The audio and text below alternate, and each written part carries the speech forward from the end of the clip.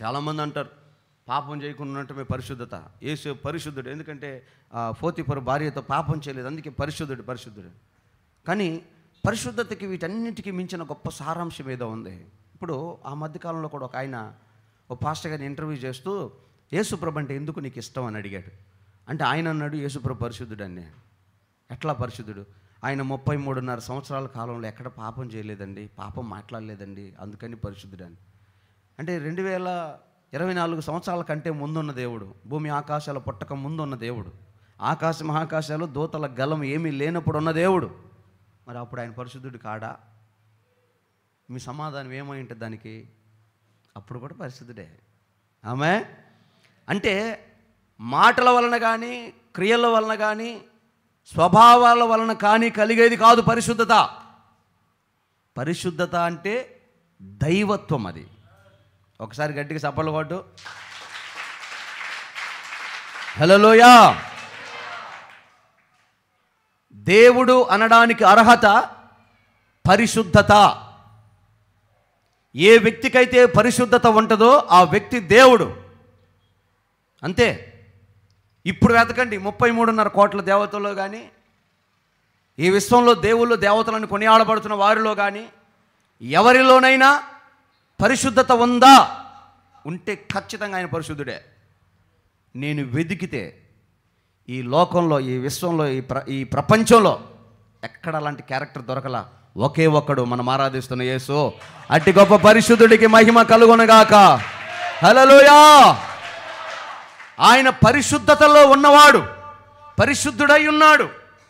పాపము చేయలేదు కాదు కాబట్టి కాదు, అసలు పరిశుద్ధతే ఆయన స్వభావం, పరిశుద్ధతే ఆయన దైవత్వం, ఆయన గుణం. అది నేర్చుకొని ప్రాక్టీస్ చేసి పరిశుద్ధుడిగా గెలిచి నిలబడి చెప్పింది కాదు అది. అసలు ఆయన పరిశుద్ధుడు, అంతే. రాదు పాపం. నువ్వు కసకస కోసినా ఏ నరములో అపవిత్రత దొరకదు. అలాంటి దేవుడు మన దేవుడు. మీకు అర్థమైందా? ఇంకా క్లారిటీ చెప్తా. కామ, క్రోధ, లోభ, మోహ, మద, మత్సరములు లేనివాడు పరిశుద్ధుడు. క్లియర్? వినపడుతుందా? కామ, క్రోధ, లోభ, మద, మత్సరములు లేనివాడు పరిశుద్ధుడు. మీరు ఇక ఈయనే దేవుడు. ఈ లేని వాళ్ళు ఎవరో చూడండి. లేని వాళ్ళు ఎవరున్నారు? యేసయ్య ఒక్కడు తప్ప ఇంకెవరు దొరకరు. పెళ్ళిగాని దేవుళ్ళని ఎవరైనా పట్టుకుందామా? వాళ్ళకు విపరీతమైన కోపం ఉంటుంది. కోపం ఉన్నోడే కర్ర, కత్తి, తుపాకి పట్టుకొని తిరుగుతాడు. అర్థమవుతుందా? 4 గొడ్డలు పెట్టుకొని తిరుగుతున్నాడు, గండ్ర గొడ్డలు పట్టుకొని తిరుగుతున్నారంటే వాళ్ళు ఎవరు? ఇంకా విపరీతమైన కోపం, దొరికితే నరికి మొక్కలు చేస్తారని. ఇవన్నీ లేదంటే విశ్వం మీద జయము లేనివాడై ఉంటాడు, ప్రకృతి మీద అధికారం లేనివాడై ఉంటాడు. సమస్తము పైన హక్కు, అధికారం కలిగిన వాడే దేవుడు. ఆయనే పరిశుద్ధుడు. ఆమేన్. ఇది అంటే ఇవన్నీ ప్రాక్టీస్ దానికంటే ముందు, ఆయన భూమి మీదకి రాకముందే పరిశుద్ధుడై ఉన్నాడు. ఆయన పరిశుద్ధుడు. ఆ పరిశుద్ధుడు ఏమై ఉన్నాడో, ఎలాగ పరిశుద్ధుడై ఉన్నాడో, ఆయన పోలికలో పుట్టిన ఆ మనిషిని ఆ పరిశుద్ధతలోకి రావాలని కోరుకున్నాడు ఆయన. అందుకే పేతురు సంఘానికి లేఖ రాస్తూ ఇలాగ చెప్తాడు. మొదటి పత్రిక 4వ అధ్యాయము 14వ వచనంలో, మొదటి పత్రిక 1వ అధ్యాయము 14వ వచనంలో, మొదటి అధ్యాయం 14వ వచనం.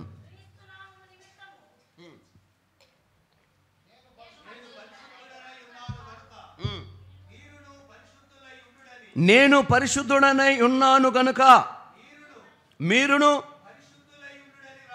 పరిశుద్ధులై ఉండుడని రాయబడి ఉన్నది.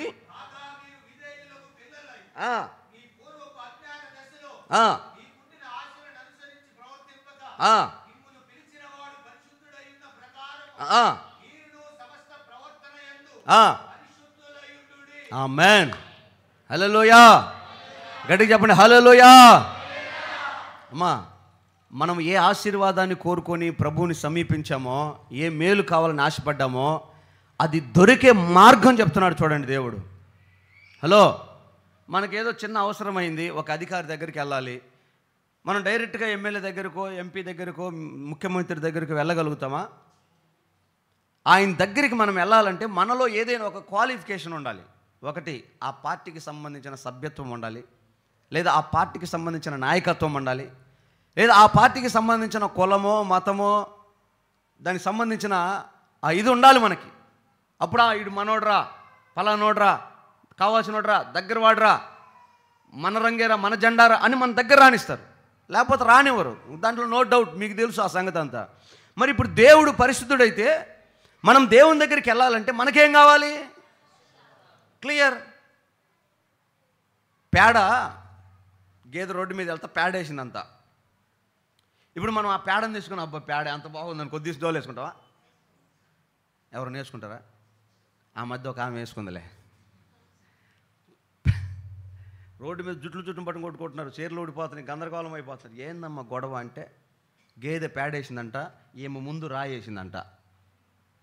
ఆ తర్వాత ఇంకొక ఆమె వచ్చి ఆమె బొట్టలు వేసుకుందంట. అది ఇంకో గొడవ, అది పేడ కోసం. అటువంటి వాళ్ళు కూడా ఉన్నారు. అయితే అసహించుకునే ఆ పెంట, ఆ పేడలో ఒక పురుగు పుట్టిద్ది. దాని పేరే పేడ పురుగు. అది దానికి నివాసం ఈ భూమి మీద ఎక్కడ హాయిగా ఉంటుందని ఒకవేళ ఆ పురుగుని ఇంటర్వ్యూ చేసామనుకో, ఓ పురుగా నీకు ఎక్కడ హాయిగా ఉంటుంది అంటే పేడలో హాయిగా ఉంటుంది అంటది. నీకుంటుందా? మనకుంటుందా? మనకు అసహ్యంగా ఉంటుంది, చండాలంగా ఉంటుంది. అబ్బా, ఒక కాలికి అశుద్ధం దొక్కితేనే గందరగోళం అయిపోతాం మనం. అలాంటిది మనకు అసహ్యంగా ఉంటుంది, కానీ దానికి హాయిగా ఉంటుంది. కారణం ఏంటంటే ఆ పురుగుకున్న స్వభావం అది అక్కడే పుట్టిద్ది, అక్కడే పెరిగిద్ది, అక్కడే జీవనం దానికి, అది అక్కడే ఉంటుంది. యాజ్ ద సేమ్ పేడలో పుట్టిన పురుగు పేడ వాసనకి, పేడకి ఎంత ఇబ్బంది పడకుండా బ్రహ్మాండంగా బ్రతకగలుగుతుందో, అలాగే అగ్నిలో పుట్టిన పురుగు అగ్నితో సహవాసం చేయగలుగుతుంది, అగ్నిలో బ్రతకగలుగుతుంది. అలాగే పరిశుద్ధతలో పుట్టిన విశ్వాసి పరిశుద్ధుడైన యేసుతో ఉంటాడు, యేసుతో కలుస్తాడు, యేసుతో జీవిస్తాడు, యేసుతో యుగాలు రాజ్యం ఏలుతాడు. పాపులకు స్థలము లేదు అక్కడ, పరిశుద్ధుల రాజ్యం అదే. ఇప్పుడు చెప్పు, నీకు వాగ్దానం కావాలా, పరిశుద్ధత కావాలా? అర్థమైందా? గట్టికాలలో చెప్పు. నీకు పరిశుద్ధతే కావాలంటే ఆ వెనకాల వాగ్దానం కూడా వచ్చేస్తుంది. ఆమేన్. ఎస్, నువ్వు దేవుడితో ఉండాలనుకున్నప్పుడు, దేవుడితో రాజ్యం చేయాలనుకున్నప్పుడు ఆయన పోలిక, ఆయన స్వభావం, పరిశుద్ధత ఆయన స్వభావం. అది ఇంక మధ్యలో వచ్చింది కాదు, మధ్యలో నేర్చుకుంది కాదు, ఆయన స్వభావం. అందుకని మనం కూడా పరిశుద్ధులుగా మారాలి. ఎలా మారాలి? పేతురు గారు అంటాడు, మరలా చదవనా, నేను పరిశుద్ధుడనై ఉన్నాను కాబట్టి, నేను పరిశుద్ధుడనై ఉన్నాను కనుక మీరు పరిశుద్ధులై ఉండుడని రాయబడి ఉన్న ప్రకారము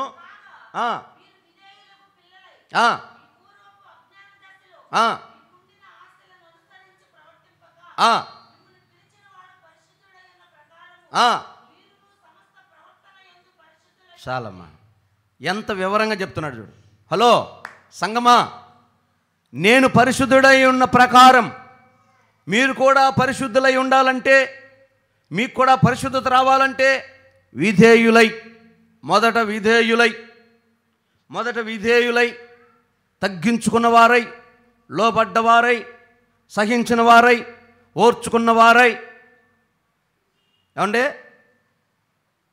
ఇదిగో నిన్నే, ఏంది నువ్వు ఎక్కువ మాట్లాడుతున్నావు, నా మాటనే, అసలు రేపు ఎక్కువ మాట్లాడతా, అసలు నీ మాటే అన్నావు, ఏం చేస్తావు? బజార్ ఎక్కుతా, నువ్వే పరిశుద్ధుడివి. ఇట్లా ఎవరు మాట్లాడతారో వాళ్ళు గొప్ప పరిశుద్ధులు, వాళ్ళే లోయ, వాళ్ళే మాయ్. అటు మాట్లాడకూడదే, వడ్డీ తీసుకోకూడదు, వడ్డీలకు ఇవ్వకూడదే, నరకానికే పోతా, వాళ్ళే పరిశుద్ధులు. ఆ సీరియల్ చూడమాకండి, ఆ వ్యర్థమైన బూతు మాటలు మాట్లాడితే నా ఇష్టం, నరకానికే పోతా. ఓకే రెడీ, నువ్వే పరిశుద్ధురాలవే అన్నా. మన సంగతి చెప్పేదిలే. జెండా చెట్టు కానీ నిలబడ్డమంటే చంద్రబాబు మన ముందుకు వస్తాడు, జగన్ అన్న మన ముందుకు వస్తాడు, మోడీని కూడా తిడతాం వరుస పెట్టి. మళ్ళీ ఓటు కూడా ఇటు రాదు మనకి. ఏదో ఒక్కలన్నా, అయ్యో ఏదో ఒక చూపిద్దురా. మన నోటి మాటలు, మన విధి విధానాలంట విధేయులగునట్లు ఉండి, ఆశలు, ఏం ఆశలు? పూర్వం మీకున్న ఆశలు, ఆళ్ళలాగా ఉండాలి, దానిలాగా ఉండాలి, వీళ్ళలాగా ఉండాలి, ఆ ఇల్లు కట్టాలి, ఈ బంగారం కొనాలి, ఈ చీర కట్టాలి, ఆ రంగులోకి రావాలి, ఈ స్వభావాలు వాళ్ళలాగా వీళ్ళలాగా పరకాయ ప్రవేశం చేస్తూ ఉంటామే, దయ్యాలు పట్టిన వాళ్ళు చేసినట్టు. అర్థమవుతుంది మీకు? దయ్యాలు పట్టిన వాళ్ళే కదమ్మా చేసేది. నా మధ్య ఒక అమ్మాయి చొక్కా వేసుకొని, ప్యాంట్ వేసుకొని, తలకు కండవు చుట్టుకొని టాటర్ ఎక్కిందని, టాటర్ తోలుతానని. ఏమైందమ్మా నీకంటే ఎవడు మగోడు పట్టాడంట. ఆడికి ట్రాక్టర్ తోలే అలవాటు ఉందంట. ఇక ఈ పిల్ల కూడా పెన్సిల్ తీసుకెళ్ళి మీసాలు పెట్టుకొని ట్రాక్టర్ ఎక్కింది. ట్రాక్టర్ తోలుతాను, అరక దున్నుతా, పొలం దున్నుతానని ప్రార్థన చేస్తే చదువుతున్నాడు, పలానోడిని నేను అని. దయ్యాలు పట్టిన వాళ్ళు చేస్తూ ఉంటారు. ఎప్పుడైనా బాగా కడుపు నిండా ఇంత అన్నం తిన్నారు అనుకోండి, వెంటనే మనం ఏమంటాం, ఏం తిండిరా తిండి చెప్పండి. కొంతమంది దయ్యం పట్టకపోయి తింటుంటారులే, దేవుడికి స్తోత్రం. బాగా తిన్నాం అనుకో, దయ్యం తిండి ఒక రకమైన సూప్ ఉంటుంది, ఆ సూపు కూడా మరి దయ్యం సూపే. ఎందుకని, లోపల ఇంకొకరు వస్తే అది మారిపోద్ది. అందుకే పేతురు అంటారు, పూర్వపు స్వభావం. ప్రభువుని నమ్మనప్పుడు, ప్రభువు తెలియనప్పుడు, రక్షణ ఏంటో మనం ఎరుగనప్పుడు, ఈ లోకమే జీవితం అనుకొని, ఈ డబ్బే, ఈ ఆశలే బతుకు అనుకొని బతికినప్పుడు ఉన్న ఆశలు ఉన్నాయే, ఆ ఆశలు మీలోకి రానివద్దు. వస్తే ఏమైంది, పరిశుద్ధత పోద్ది. అందుకని రానివ్వకూడదు. ఆ ఆశలు రానివ్వకుండా సత్ప్రవర్తన గలవారై, మంచి ప్రవర్తన, మంచి మాట, మంచి మనసు కలిగిన వారై బ్రతకండి. అది మీకు పరిశుద్ధత. దేవునికి స్తోత్రం. ఎందుకయ్యా ఈ పరిశుద్ధత, ఈ స్వభావం మనకి ఎందుకయ్యా అంటే, నిర్గమకాండం వరుసగా 2 మాటలు చదివిస్తాను. నిర్గమకాండం 15వ అధ్యాయం 11వ వచనంలోను, హెబ్రీయులకు రాసిన పత్రిక 12వ అధ్యాయం 14వ వచనంలోను. చూడండి, ఈలోపు హెబ్రీ 12:14 తీసిపెట్టు. వేల్పులలో నీ వంటి వాడు ఎవడు. వేల్పులు అంటే అర్థం ఏంటంటే యుగాలలో, తరాలలో, గడిచిపోయిన కాలంలో, ఈ తరాలలో, యుగాలలో, కాలాల్లో నీ వంటి వాడు ఎవడు. పరిశుద్ధతను బట్టి. ఆహా, ఆ మాట చూసారా? హలో, నువ్వు చెప్తే సముద్రం లోబడిందని కాదు, దేవుడివి. నువ్వు చెప్తే సచ్చినోడు లేచాడని కాదు, కుష్ఠరోగం పోయిందని కాదు, స్వస్థత జరిగిందని కాదు. అయ్యా పలానా నడుము నొప్పి తీసావయ్యా, కాళ్ళు నొప్పి తీసేసావయ్యా, మా ఇంట్లో బాగలేకపోతే బాగైందయ్యా, పిల్లలు లేకపోతే పిల్లలు పుట్టారు, అందుకు కాదు. మరి దేనికి? పరిశుద్ధతను బట్టి నీవు దేవుడవు, మహనీయుడవు. పరిశుద్ధతను బట్టి నీవు మహనీయుడవు, నీ స్తుతిని బట్టి నీవు పూజారుడవు, నీవే అద్భుతములు చేయువాడవు. ఆయనే గొప్ప దేవుడు. స్తోత్రం. అయితే అలాంటి పరిశుద్ధుడి గురించి హెబ్రీయులకు రాసిన పత్రిక 12:14 ఏమని చెప్పి,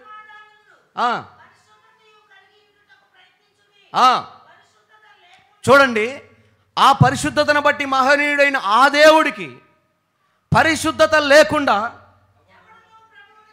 ఎవడు ప్రభువుని చూడలేడు. ఇది దేవుని చిత్తం. తెస్సలోనికీయులకు రాసిన మొదటి పత్రిక 4వ అధ్యాయం 5వ వచనంలో మీరు చూస్తే,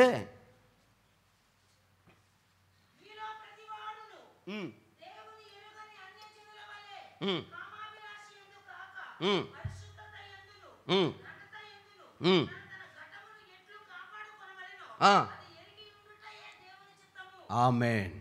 ఒకసారి మీ తలల పైకి ఎత్తి గట్టిగా హల్లెలూయా చెప్పండి. చూసారా, మొదట అంటాడు పరిశుద్ధతను బట్టే నీవు దేవుడవు అని. మరి ఇప్పుడు మనల్ని ఏం చేయమంటాడు? ఆయన పరిశుద్ధతను బట్టి దేవుడు గనక, ఆ దేవుని నువ్వు చూడాలి అంటే, ఆ దేవుడి దగ్గరికి నువ్వు రావాలంటే పరిశుద్ధత. అదే కదా మా హెబ్రీయులకు రాసిన పత్రికలు చదివింది. పరిశుద్ధత లేకుండా ఎవడు ప్రభువుని చూడలేడు. మనం ప్రకటన గ్రంథం ధ్యానం చేసినప్పుడు యోహాను మరి ఎత్తైన పర్వతం మీదకి వెళ్ళగానే అక్కడ సింహాసనాసీనుడైన దేవుడు కనపడతాడు యోహానికి. అంటే నువ్వు పరలోకంలోకి వెళ్ళాలి అంటే, దేవుని చూడాలంటే పరిశుద్ధతే నీకు ప్రాముఖ్యమైన ఘట్టం.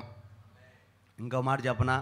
హలో, సంఘాలకు లేఖలు రాస్తున్నప్పుడు పౌలు గారు, పేతురు గారు, యాకోబు గారు, ఈ అపోస్తులందరూ లేఖలు రాస్తున్నప్పుడు చెప్తారు, పరిశుద్ధులకి రాయబడుతున్న లేఖ, పరిశుద్ధులకు రాయినది ఏమనగా పరిశుద్ధులకు సమాధానం కలుగును గాక. ఇలాగ సంఘాన్ని గురించి, పరిశుద్ధత గురించి మాట్లాడుతున్నప్పుడు చెప్తా ఉంటారు పరిశుద్ధులు పరిశుద్ధులని. అయితే ఆ సంఘానికి ఆయన చెప్తాడు, ఇదిగో మీరు ఇట్లా ఉండండి, పాపం చేయొద్దు, అన్యాయం చేయొద్దు, వ్యభిచారం చేయొద్దు, దొంగతనం చేయొద్దు, అన్నీ చెప్పి చెప్పి చెప్పి చివర్లు అంటాడు ఇది దేవుడి చిత్తం అంటాడు.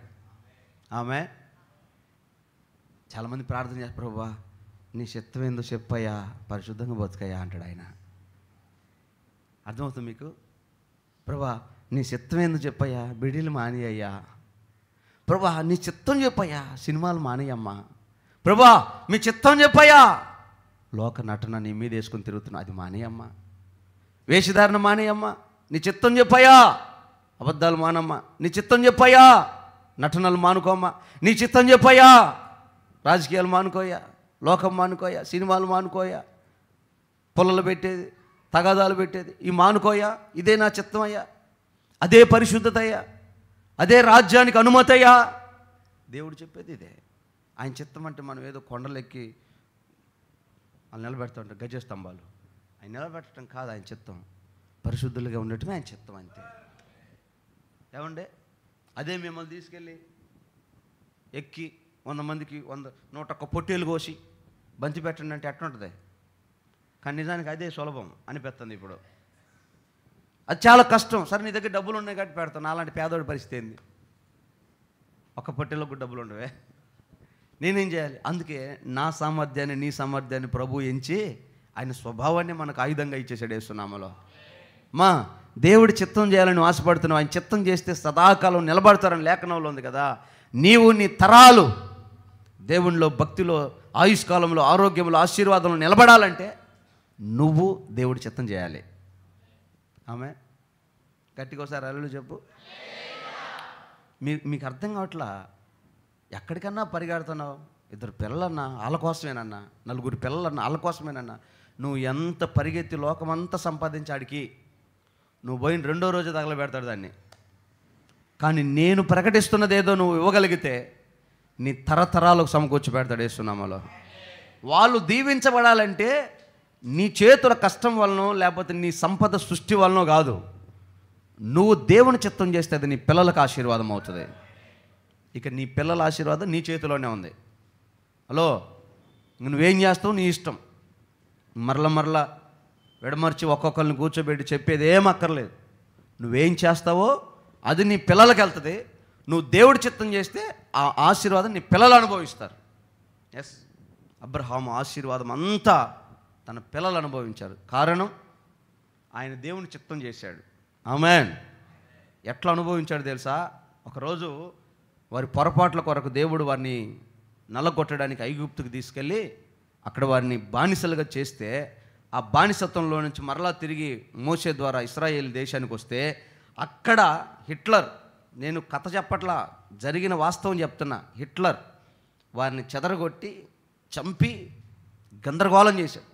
చెదిరిపోయారు, మొత్తం ప్రపంచం అంతా చెదిరిపోయారు, పారిపోయి చెదిరిపోయారు. బహుశా వాళ్ళు అనుకొని ఉండొచ్చు, అయ్యా ప్రభువా, నా తండ్రి అబ్రహాం ఆస్తిని నీ పిల్లలు అనుభవిస్తానన్నావు కదా, మరి నా తండ్రి నీ యందు నీ చిత్తాన్ని జరిగించాడు కదా, మరి మాకేంటి పరిస్థితి అని వాళ్ళు ప్రార్థన కూడా చేసి ఉండొచ్చు. కానీ దేవుడు ఎంత గొప్పవాడంటే, అమెరికాలో ఉన్న ఒక వ్యక్తి ఒక గొప్ప వ్యాపారం చేసి ఆర్థికంగా బలవంతుడైన ఒక వ్యక్తి ఇజ్రాయెల్ దేశానికి వెళ్ళి ఫిలిస్తీన్ల ఆధీనంలో ఉన్న ఇజ్రాయేల్ భూభాగాన్ని, అబ్రహాముకి స్వాస్థ్యంగా ఇచ్చిన భూభాగాన్ని కొంచెం ఎకరాలు కొనేశాడు ఆయన. ఎవరికి అర్థం కావట్లా, ఈయన అమెరికాలో ఉంటాడు, ఈయన వచ్చి ఇక్కడ భూమి కొంటున్నాడు, ఏం చేస్తున్నాడని.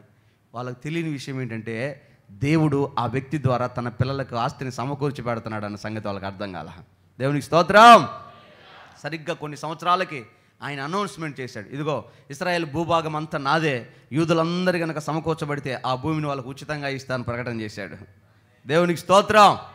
అంటే చెదిరిపోయామనుకున్నారు, కానీ దేవుడు వారి పక్షాన సమకూరుస్తున్నాడు. మరలా వారు కట్టని కోటల్లోకి, వారు నాటని పొలాల్లోకి ఇశ్రాయేలీలు వచ్చి స్వాధీనం చేసుకోగలిగారు. నువ్వు దేవుడి చిత్తం చేస్తే నీ పిల్లలు ఆ స్వాస్థ్యాన్ని అనుభవిస్తారు. నువ్వు చెదిరిపోతే, నువ్వు పాపం చేస్తే, నువ్వు పాడైపోతే, నువ్వు లోకంలోకి వెళ్తే సేమ్ టు సేమ్. సామెతలు ఊరకే పుట్టవు. గేదె చేలో మేస్తే తెలీదా మీకు? చెప్పరా? గేదె చేలో మేస్తే దూడ గట్టున మెయ్యదు. పాతయే కానీ అద్భుతాలు, ఆనిముత్యాలు.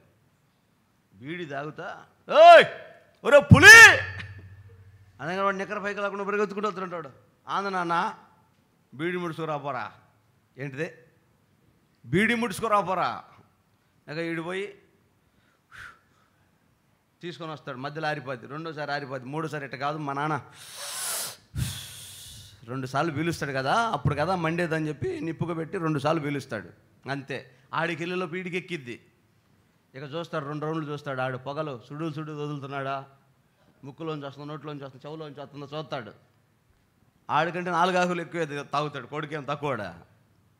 నువ్వేం చేస్తావో నీ పిల్లలు అదే చేస్తారు. నీ క్రియలు ఎలా ఉంటే నీ సహోదరులు అదే చేస్తారు. నువ్వు ఎలా నడుస్తున్నావో ఆత్మీయులు కానీ లోక సంబంధమైన సహోదరులు కానీ నిన్ను చూస్తారు, నిన్ను ఫాలో అవుతారు. అందుకే చెప్తున్నారు, సహోదర ప్రేమ అంటే ఏదో పిలిచేదని పెట్టడమో సాయం చేయటమో కాదు, దానికి మించి నీ క్రియల వలన నీ సహోదరు నరకానికి బాగుండి ఉండటమే సహోదరుని ప్రేమించటం. మన క్రియలు బాగుండి మన సహోదరు ఎలా నమ్మకంగా బతికామనుకో, మనల్ని చూసి వాళ్ళు తీర్మానాలు చేసుకుంటారు. ఈ అమ్మాయి బాగా భక్తి చేస్తున్నారా, ఈ అబ్బాయి బాగా భక్తి చేస్తున్నాడరా, మనం కూడా ఇటు చేయాలరా అని తీర్మానం చేసుకుంటా. అదే ప్రేమ. ఆ ప్రేమ నీకుంటే చాలు. నిన్ను బట్టి చెడిపోకపోతే చాలు, అదే నీకు 100 కోట్లు నాయనా. నువ్వు ఏం చేయకపోయినా పర్లేదు, కానీ నీ క్రియలను బట్టి అవతల నాశనం చేయకపోతే చాలయ్యా. అదే నీ ఆశీర్వాదం యేసునామములో. హల్లెలూయా. ఆ మధ్య అనిందే, అయ్యా మన చర్చికి వచ్చిన వాళ్ళు అందరూ మంచోళ్ళు అనుకుంటున్నావు పాస్టర్ గారు, పలానా అమ్మాయి సంగతి నీకు తెలుసా అనింది. ఇప్పుడు ఆ అమ్మాయి ఎందుకు ఆ మాట అనింది? ఆ అమ్మాయి చేసిన దుర్మార్గమేగా. ఏమ్మా, ఆ అమ్మాయి చక్కగుండింటే ఈ మాట అందగా ధైర్యంగా అనగలదా? సరేలేమ్మా, నువ్వు కూడా ఆ అమ్మాయిని చూసిపోమ్మా, ఇద్దరు కలిసి నరకానికి పోతారని చెప్పా. ఇంకేం చెబుతావు? నేను అంటున్నాను నన్ను చూడమని, ఆమెమో ఆమెను చూస్తుంది. చూడమనిది ఎవరు, చూసేది ఎవరిని? ప్రభు కూడా అన్నాడు, విశ్వాసానికి కర్త నేను, కొనసాగించేవాడని నేను, నా వైపు చూడండి, నన్ను వెంబడించండి అని. కానీ మనం వాళ్ళని శ్రేష్ఠ కర్మోజనం చూస్తాం, మీసాల గుర్రప్పని చూస్తాం అంటే ఇంక నేనేం చెప్పాను? ఏమ్మా, ఈ మధ్య బాగా నిన్న కూడా ఒకటి నాకు కంటపడింది. మీసాల గుర్రప్ప ఫ్యామిలీ స్టార్ మీటింగ్కి వెళ్ళటం కరెక్టేనా? మళ్ళొక ప్రశ్న. తప్పేముంది? అక్కడ పోయి సువార్త చెప్పిండంట. వాడికి ఎంత బాగా అర్థమైందో చూడు. అక్కడ పోయి సువార్త చెప్పాడంట. అది దాని గురించి ఇవన్నీ అనవసరం. ఈ వాదపోదాలు నాకు ఇష్టం ఉండదు. కానీ మీకు అర్థమవటానికి ఒక మాట చెప్తా. ఒక అద్భుతమైన కావ్య గ్రంథం, దేవుని హృదయాన్ని టచ్ చేసే పుస్తకం ఒకటి ఉంది 66 గ్రంథాల్లో. అది కీర్తనల గ్రంథం. అది వస్తే, అది ఫాలో అయితే మనకు పరలోక స్వాస్థ్యం నిశ్చయమే. ఆ ఒక్క గ్రంథంలో అద్భుతమైన వాక్యం ఉంటుంది. ఆ గ్రంథంలో మొట్టమొదటి అధ్యాయం మొట్టమొదటి వచనంలోనే టాపు లేచిపోయే మాటలు ఉంటాయి. అది నోటెడ్, అది వెల్ నోటెడ్. ఇప్పుడు చదువు.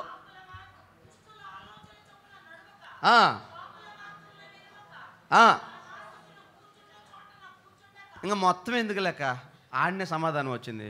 ఇప్పుడు జబర్దస్త్లు ఎవరు ఉంటారమ్మా?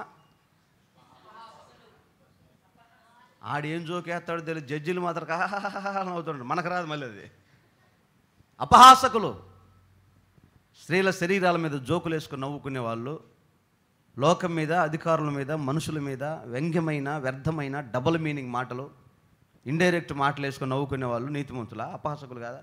అట్టాడి స్థలానికి వెళ్ళకూడదంటేనే వాక్యం చెప్తుంటే మళ్ళీ ఆడిగిపోయి ఆడ సువార్త చెప్పిన ఇవన్నీ ఎందుకు? వాడు కదా సినిమా హాల్లోకి పోయి పాస్టర్ గారికి దొరికిండంట. ఏంద్ర ఏడున్నామంటే హాల్లోకి పోయి వాళ్ళకి సువార్త చదువుదామని వచ్చినానంట. మామూలుడు కాదు వాడు. ఏడెందుకు తిరుగుతున్నారు అంటే, అన్న అసలు ఏడన్నా పాపులు ఉండేది, వీళ్ళకి చదువుదామని వచ్చాను అన్న అన్నాడు. సరే ఆడు, సరే నువ్వెందుకు వచ్చినావు పాస్టర్ గారు, నువ్వెందుకు వచ్చిన వీడికి, నీకు చదువుదామని నేను వచ్చిన అన్నాడంట. ఇంకా ఇద్దరిద్దరు బాగా జరిపోయింది నాయన. ఇంకా కొంప కొల్లేరే. మన వ్యక్తిగత జీవితాల్లో వాళ్ళ వైపు వీళ్ళ వైపు చూసి మన జీవితాలు పాడు చేసుకోకూడదు. అబ్రహాం అలా బతికాడు, ఆశీర్వదించబడ్డాడు, పిల్లలకు అదే నేర్పాడు, వాళ్ళు కూడా దీవించబడ్డాడు. చూడండి, కొందరి జీవితాలే మనకు మనుగడలో కనబడతాయి. దావీదు తర్వాత సొలొమోను, ఆ తర్వాత తరం మన కంటికి కనబడలా. కారణం, త్రోవ తప్పిపోయారు. అబ్రహాం కనపడ్డాడు, ఇస్సాకు క్యారెక్టర్ కొద్దిగా కనపడుతుంది, యాకోబు మళ్ళీ గొప్ప కనపడతాడు, యాకోబు తర్వాత సంతతి అంతే. ఆ యోసేపు ఒకడు లాస్ట్లో కనపడతాడు, ఆయన పిల్లలు కూడా మనకు పెద్ద కనపడరు. కారణం ఏంటంటే భక్తిలో పలచన అది మన కుటుంబాలకు రాకూడదు యేసునామములో. ఆమేన్. మనకంటే మన పిల్లలు అధికమైన భక్తి చేయాలా. హల్లెలూయా. అందుకే అయ్యగారు చెప్తాడు, పెద్ద ఆయన దేవదాస్ గారు, నీ పిల్లలకి భక్తిని నేర్పండి. ఎట్లా నేర్పాలయ్యా? ఏంలా, మనం మందిరాన్ని తీసుకొని వస్తాం పిల్లల్ని, కూటమి అయిపోయిన తర్వాత చందా వేస్తామా? ఆ పిల్లోడికి 10 రూపాయలు ఇచ్చి నువ్వు 100 రూపాయలు చందా వేస్తావు, లేకపోతే పిల్లోడికి 100 రూపాయలు ఇచ్చి నువ్వు 500 చందా వేస్తావు. దాన్ని రివర్స్ చెయ్యి. నువ్వు వేసే పెద్ద చందాని పిల్లోడికి, ఆ చిన్నదేదో నువ్వే. అప్పుడు ఆ పిల్లోడు అనుకుంటాడు, నా దేవుడికి నేను ఘనమైన ఇవ్వాలేమో అనుకుంటాడు. వాడు ఆ బాటలో నడుస్తాడు. నువ్వు నమ్మిన దేవుడు నీతిమంతుడైతే, నిజమైతే, ఆ విత్తిన విత్తనానికి ప్రతిగా గొప్ప పంట నీ కుమారుడు కోస్తాడు. ఆమేన్. కాబట్టి మన పిల్లలకి ఆధ్యాత్మికమైన భక్తిని నేర్పుదము గాక. అందుకే చెప్తాడు, పాపము అనేది మనకు అంటకుండా పరిశుద్ధతలో మనం బ్రతికితే ఈ ఆశీర్వాదములు ఆటోమేటిక్ మన జీవితాల్లోకి వచ్చేస్తాయి. కాబట్టి పరిశుద్ధత మీద మనం దృష్టి పెట్టాలి. ఆ పరిశుద్ధత గురించి మాట్లాడుతూనే మీరు దుర్నీతి విషయంలో పాలి భాగస్తులు అవ్వద్దు అంటాడు. యోహాను రాసిన మొదటి పత్రిక 5వ అధ్యాయం 16వ వచనంలో, యోహాను రాసిన మొదటి పత్రిక 5వ అధ్యాయము 16వ వచనంలో చదివితే,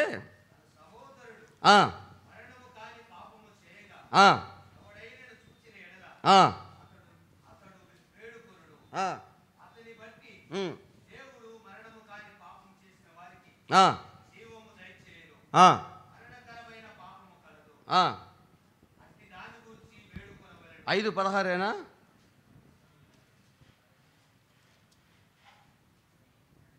చదువు అదే మాట చదువు. సకల దుర్నీతియు పాపము. చాలు. ఇక్కడ చదువుకున్న ఈ మాటలో ఎవడైనా మరణకరము కాని పాపము చేయగా ఎవడైనా చూస్తే అతడు వేడుకోవాలంట దేవుని సన్నిధిలో. ఏమని?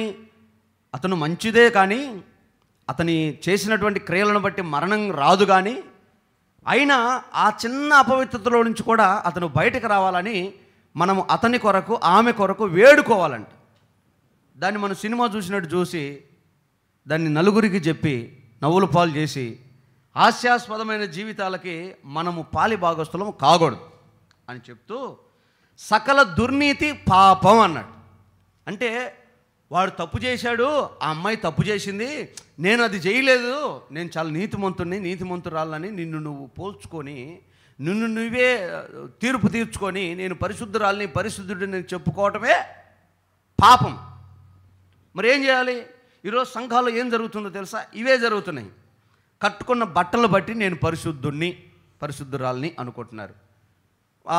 వచ్చి చర్చికి వస్తున్నటువంటి విధి విధానాలు, పాడుతున్న పాటలను బట్టి మంచిగా వాక్యం చెప్పగలిగితే, మంచిగా పాట పాడగలిగితే, మంచిగా పరిచర్య చేయగలిగితే, కొంచెం చక్కగా విశ్వాసులకు తగినట్లుగా, దేవుని పిల్లలకు తగినట్లుగా తగుమాత్రపు వస్త్రాలు అలంకరించుకోగలిగితే, కట్టుకోగలిగితే, దానిని బట్టి నేను పరిశుద్ధురాల్ని, ఇంకా నాలో పాపం లేదు, ఆడు సోగు చేసుకుని తిరుగుతున్నాడు, అది సోగు చేసుకుని అది పాపం అని ఆ నీతిని బట్టి నువ్వు పరిశుద్ధంగా తీర్పు తీర్చుకోవటమే పాపం అంట.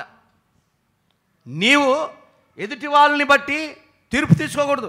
ఎదుటివాడు బట్టలు కట్టుకోవడం పాపమే, అది మరణకరమైన పాపం, నరకానికి తీసుకెళ్ళేంత పాపం కాదు, పొరపాటే, తప్పే. కానీ దాన్ని ఆధారం చేసుకొని నేనే నీతిమంతుని, నేనే పరిశుద్ధురాలు అనుకోవడం పాపం. కాబట్టి ఆ క్రియలు మనలో ఉండకూడదు. మనం తిన్నా, లేచినా, మాట్లాడినా, ఏం చేసినా మన ప్రతి క్రియ దేవుడికి పరిశుద్ధమైందిగానే కనబడాలంట. ఇప్పుడు మీరే ఆలోచించండి, దీనికి వ్యాసాలు అక్కర్లేదు, పెద్ద పెద్ద లెక్చరర్స్ అక్కర్లేదు, కానీ ఆలోచన చేయండి. మీరు మాట్లాడే మాటలో అపవిత్రత ఉందని మీకు తెలుస్తుందా? ఎప్పుడైనా అనిపించిందా? అది పాపం కాదా? ఆ పాపానికి వచ్చే జీతం మరణం కాదా? ఆ మరణం రెండవ అగ్నిగుండం కాదా? దానికి నీ పరిశుద్ధత పోగొట్టుకుంటున్నావు కాదా? మరి అలాంటి మరణకరమైన అనుభవాలు నీ నోట ఎందుకు రావాలి? సెల్ చూస్తున్నావు, వార్తలు చూస్తున్నావు, టీవీ చూస్తున్నావు, మంచిగా చూడాలనుకుంటున్నావు, కానీ చెడ్డవి వస్తున్నాయి, రావట్లేదా? ఈ రోజుల్లో చెడ్డ వీడియోలు అక్కడెక్కడ రావట్లే, వార్తల దగ్గరే వస్తున్నాయి, వార్తల మధ్యలోనే వస్తున్నాయి. అసలు వాళ్ళు చూపించే చండాలను చూపిస్తున్నారు, మంచి చూపెట్లా. బాగుపడ్డాయి, గెలిచినవి, విజయాలు సాధించినవి, గొప్ప వాళ్ళకి గెలిచిన వాళ్ళని చూపెట్లా. కత్తులతో పొడుచుకునే కుక్కర్లు ఉడకబెట్టినవి చూపెడుతున్నాడు వాడు 24 గంటలు. భార్యని ఎన్ని మొక్కలు నరికాడు, భర్తని ఏ పురుగుల మందు పోసి చంపింది, ఎట్ట చంపింది, అంతసేపు చూపిస్తారు. దాన్ని మనకు కూడా నేర్పిస్తున్నారేమో అనిపిస్తుంది ఒక్కోసారి, ఎట్టటి ఆపాలా అని. అలాంటి ఎక్కువైపోయింది, పాపం టీవీలోనే ఎక్కువైపోయింది. అలాంటి వ్యర్థమైన వాటిని చూడకుండా మన కన్నులు తిప్పాలి కదా, వాటిలోంచి బయటికి రావాలి కదా. ఇదే కదా పరిశుద్ధత. ఇది మనం సంపాదించుకున్నప్పుడు ఈ వాగ్దానాలు మన జీవితంలో నెరవేరుతాయి. హల్లెలూయా, గట్టిగా చెప్పండి, వెనకాల చేతులు చెప్పండి. ఆ వాగ్దానాలు మన జీవితంలో నెరవేరాలంటే ఈ క్యారెక్టర్ అవసరం, పరిశుద్ధ జీవితం అవసరం. పరిశుద్ధత ఎలా కలుగుతుంది? పరిశుద్ధత మనం బాప్తిసం తీసుకున్నప్పుడు పరిశుద్ధులుగా మార్చబడతాం. యేసు రక్తంలో కడగబడ్డప్పుడు పరిశుద్ధతలోకి మనం వచ్చేస్తాం. దేవుడికి స్తోత్రం. ఆ తర్వాత కూడా వచ్చిన వాళ్ళం వచ్చినట్టుగా ఉంటున్నామా? గట్టిగా ఒకసారి చప్పట్లు కొట్టండి.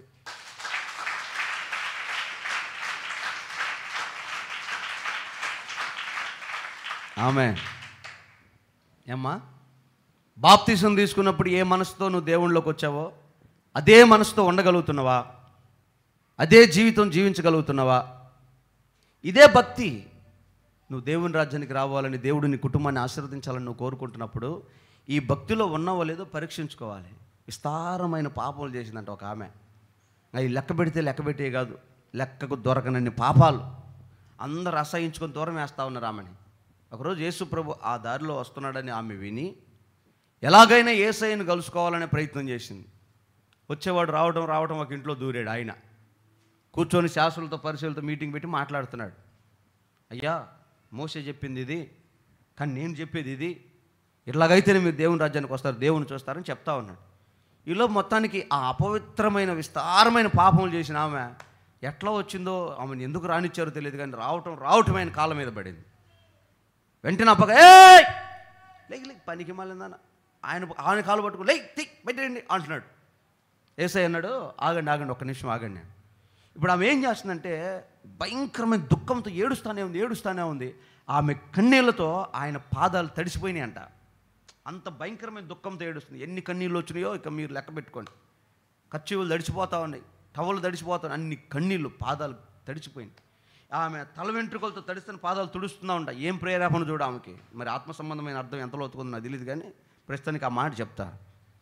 ఏడ్చి కాళ్ళు కడిగి తల వెంట్రుకలతో తుడిచి ఆమె పశ్చాత్తాపడుతుంది. యేసయ్య కాళ్ళు పట్టుకొని అయ్యా అయ్యా అయ్యా అని. వీళ్ళందరూ అంటారు, ప్రభు ఆ బోధకుడా, ప్రవక్త కాదా నువ్వు?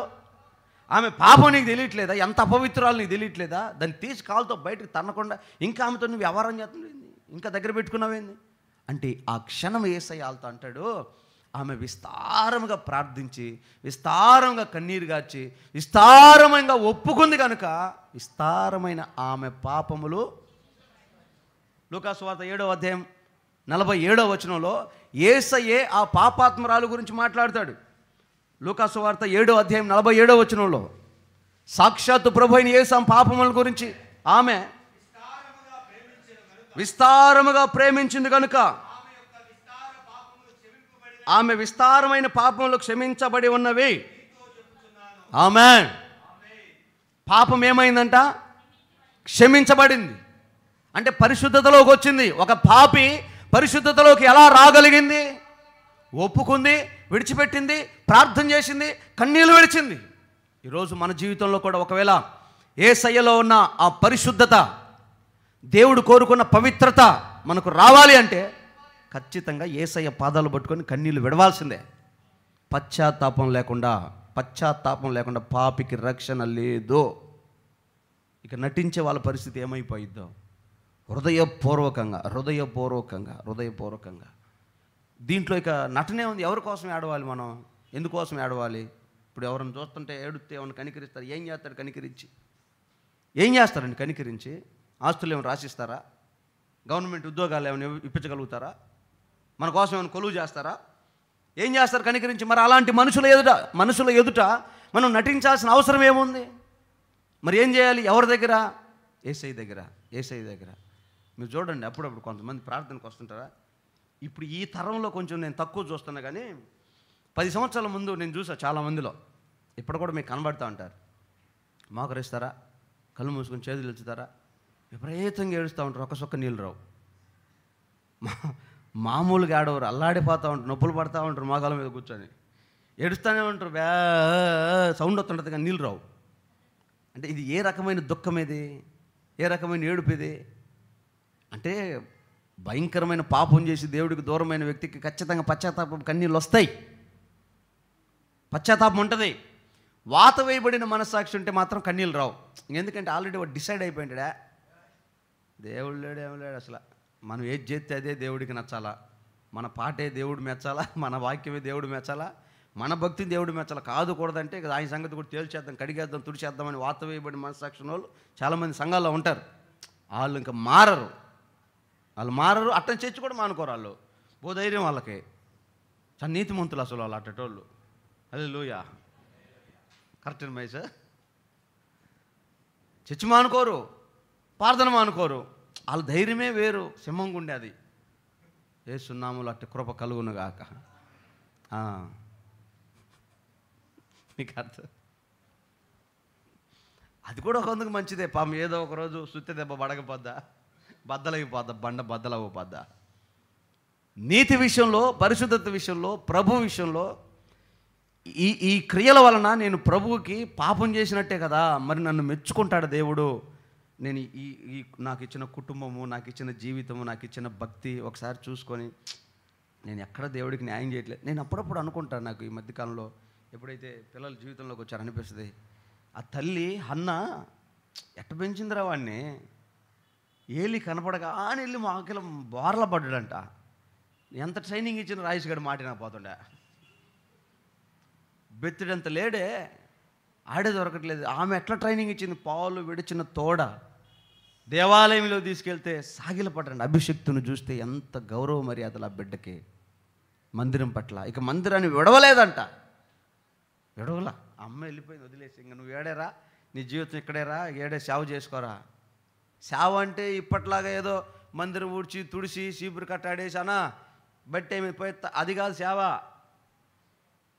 గొర్రెపిల్లని తీసుకొని వస్తాడు, ముక్కలు ముక్కలుగా నరకాలి, తోలు తీయాలి, అశుద్ధమైన తీసి బయటపడేయాలి, దాన్ని కాల్చాలి, దీన్ని కాల్చాలి, కట్టెలు బలిపెట్టం కింద పెట్టాలి. ఆ కట్టెలు కాలవు, పొగ, మంట పెట్టి దానికి కిరోసిన్ లేదు, డీజిల్ లేదు, పెట్రోల్ లేదు, నుప్పు పెట్టాలి, గీటని అగ్గిపోలేదు. మరి ఏ రకంగా మంట వేసారో ఆ మంట దీపంలో నుంచి ఆ మంట ఆరిపోకుండా పొగ పెడతా ఉండాలి, ఊపుతూ ఉండాలి. ఈ పరిచర్య అంతా పాలు విడిచిన పశువుడు చేస్తున్నాడు. మా అమ్మకాడికి పోతే టయానికి మొద్ద పోబెడుతుంది, నాకేంది బాధ. ఆడికి ఆ మనసు రాలా ఆ దైవజనుడికి. ఏమి తీర్మానమో మరి, ఆ పెంపకం ఏందో మరి అటు పెంచింది. యేసునామములో ఆ కృప మన తల్లులందరికీ కలుగును గాక. అలా పెంచింది కాబట్టే సమూయేలు వంటి ప్రవక్త చరిత్రలో లేడు. అట్లా తయారైపోయాడు యేసు. దేవుడు అట్లా ఆశీర్వాదం మర్చిపోడు. ఆయన అన్యాయస్తుడు కాడు. మరలా చెప్తున్నా, మొక్కయి వంగందే వంగదు. నువ్వు వంచు, బెండు తీయాలి అట్ని పట్టుకొని. హల్లెలూయా. మొన్న ఒక వీడియో చూసా, బజార్లో వెళ్తున్నావు పిల్లల్ని పట్టుకొని, అమ్మ నాన్న ఇద్దరు. ఆడు లేచాడు, ఆడికి ఏదో కావాలని. బజార్లో రోడ్డు మీద పడి అటు దొల్లుతున్నాడు, ఇటు దొలుతున్నాడు. ఇద్దరు ప్రశాంతంగా పేరెంట్స్ చెరో పక్క నిలబడ్డారు. ఆడు దొల్లుతాడు చూసి కొద్దిసేపటి కాడికి లేచి కూర్చోండి గమ్ముగా. పోదామా అన్నాడు పోదాను. అదే కనుక ఆడు కింద పడగానే అయ్యో నాన్న బిడ్డ తండ్రి కొండ అని లేపింది అనుకో, ఇంకా వాడికి ఎప్పుడు ఏం కావాలన్న వాడు ఆయుధం ఏంది అది. అందుకని బెండ్ తీస్తే స్ట్రైట్గా వస్తుంది. టింకరింగ్ అంటారు దాన్ని. టింకరింగ్ అంటే సొట్టబడ్డ కాడు గుద్దితే సొట్ట బయటకు రావాల్సిందే. తిక్కేసి నీ ఇష్టం. తల్లిదండ్రులుగా మీ ఇష్టం. దేవుడు బహుమానం అనే ఆశీర్వాదం మీ చేతిలో పెట్టాడు. మీరు ఎట్లా పెంచుకుంటారో మీ ఇష్టం, మీ చేతిలోనే. ఈ ప్రపంచంలో ప్రతి తల్లిదండ్రి ప్రతి బిడ్డను ప్రేమిస్తారు. ప్రేమించని తల్లిదండ్రులు ఎవరు ఉండరు. ఎందుకంటే యేసయ్య పిల్లల్ని ప్రేమిస్తున్నాడు కాబట్టి మీరు కూడా ప్రేమిస్తారు. మీరు ప్రేమించే మీ తల్లిదండ్రులు, మీ పిల్లలే మీకు ఎన్నుపోటు పొడుస్తారు. కారణం మీ పెంపకం, వాళ్ళ తప్పు కాదు. పిల్లల తప్పే లేదు, తల్లిదండ్రులదే తప్పు. ఎట్లాగో నన్ను పర్సనల్గా అడిగితే చెప్తా తప్పు మీద. కాబట్టి పరిశుద్ధతలో పెంచుకోండి, నేర్పండి, భక్తి నేర్పండి. ఆ జీవితాలు ఫలిస్తాయి, యేసునామములో ఆశీర్వాదకరంగా మారుతాయి. తర్వాత మీరు చేయి దాటిపోయిన తర్వాత ఇంకా చర్చిలో వచ్చి మీరు దొల్లితే ఉపయోగం ఏముంది? దొల్లాసినోడు దొల్లిపోయిన తర్వాత మీరు దొల్లితే ఉపయోగం ఏముంది? దేవుని సన్నిధిలో భయభక్తి కలిగి నీ పిల్లలు ఎదిగిన మొక్కలాగా, ఒలీవ మొక్కలాగా, నగరానికి చెక్కిన మూల స్తంభాల్లాగా మారాలి అంటే వాళ్ళకు భక్తి నేర్పాలి. అయ్యా దేవుడు రాజ్యం ఇది, మన భక్తిది, మన జీవితం ఇది, మన కట్టడిది పెట్టాల్సిందే. ఎందుకు మారండి? ఈరోజు సిక్కులు చూడండి, సిక్కు మతస్థులు తెలుసు కదా, మగవాళ్ళు కూడా ఇంత పొడుగు పెంచుకుంటారు జుట్టు. ఎందుకంటే వాళ్ళ కుల ఆచారం అదే. నేను ట్రెండ్ మమ్మీ, నాది నాగరికత మమ్మీ, ఈ దిక్కుమాల ఆచారం నాకు వద్దు మమ్మీ అనరు వాళ్ళు.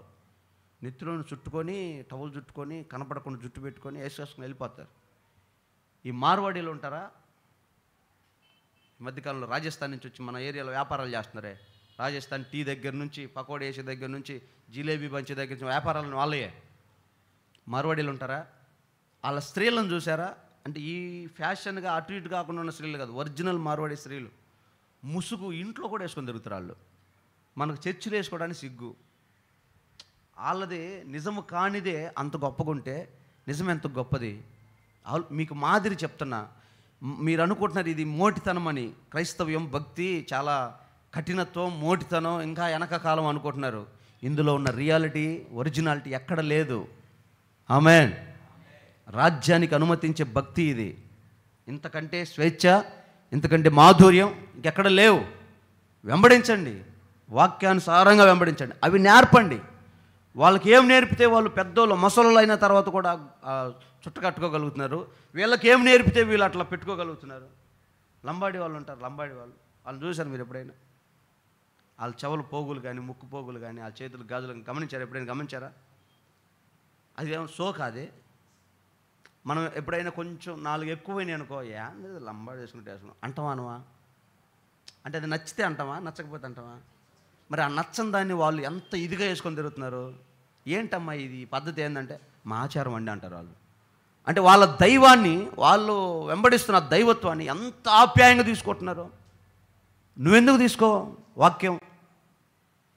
ఆ వాక్యం నువ్వెందుకు వెంబడించవు? మనకు కనబడుతుంది. ఆమె విస్తారంగా దేవుణ్ణి ప్రేమించింది కనుక